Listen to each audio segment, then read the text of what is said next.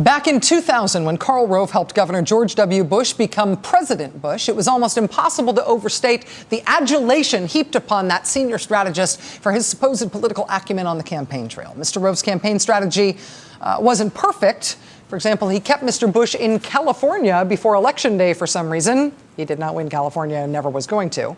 Florida recount ended up being brutal for the country, but the Bush-Cheney ticket did technically win that year. Then, this previously obscure-ish guy, Karl Rove, became part of the Bush administration and a very famous part of it. He moved into the White House as a senior advisor. Then, once Mr. Bush was reelected in 2004, Karl Rove was promoted to Deputy Chief of Staff to the president. 2 years after that, Mr. Rove decided in 2006 that he would be running the midterm election campaign for the Republican Party. Mr. Rove's job would be to get Republicans elected to the House and the Senate in 2006. Just before that election, when all the polls were pointing to a big win for Democrats in the 2006 election, Karl Rove picked this fight with Robert Siegel of NPR.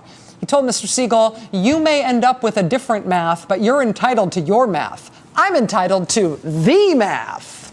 Karl Rove's the math that year was very, very bad math. It has been an extraordinary 24 hours in American political history, starting with the polls where Democrats were the big winners, gaining control of the House of Representatives. In the end, they won far more seats than they needed to take the majority. The U.S. Senate is a different story. You know the math. They needed 6. The Democrats have gained at this hour 5 seats. That one race in Virginia for U.S. Senate is still undecided. Democrats ended up getting 6. They won that Senate seat. They got their majority in the Senate.